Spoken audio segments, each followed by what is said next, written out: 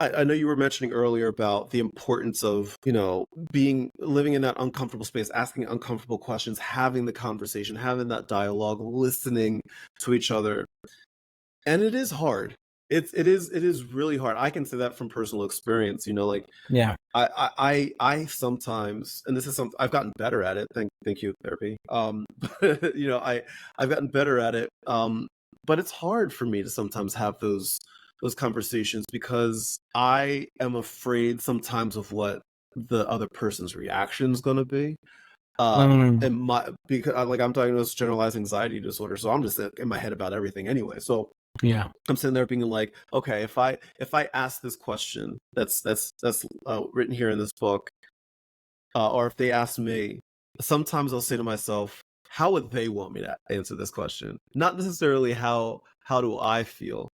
How do I think that they think that I should answer that question? That's a Mm-hmm. struggle that I have. So, and I know I'm not the only Mm-hmm. person out there that Mm-hmm. has to deal with that.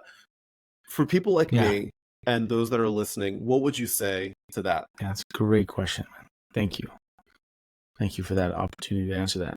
And it's something that I alluded to earlier in our call, in our interview, is that what's really important is not even to talk.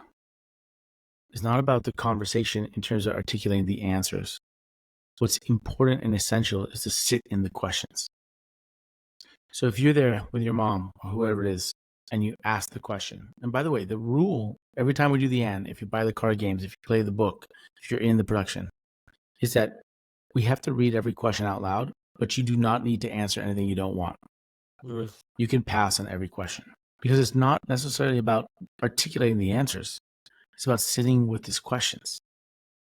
So you're there with your mom, for instance, and there's a question here, and you look at each other and you say, you're thinking about what you really would say. You're thinking what she would really say. You're thinking, what does she want me to say? You're thinking all these things. You're having a conversation already in your head. Mm-hmm. The relationship with your wife, with your mom is already illuminated. You feel it. You both can say, pass, right? And you also ask, what should we do in the future? These conversations lay seeds, and the seeds will blossom at different times. And that's why we do the practice or maintenance, because every time you do that, you're not only laying seeds, but you're pouring water and you're gardening and you're putting some nutrients and some sunshine, and they will blossom at different times.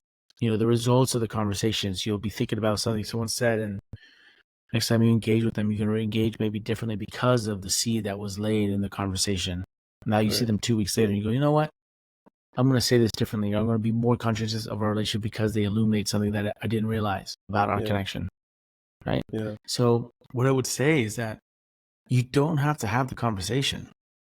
But what's really helpful is just to sit in the space of asking the questions. Yeah. Which is scary. It's scary to Totally. think about sometimes. It's really scary.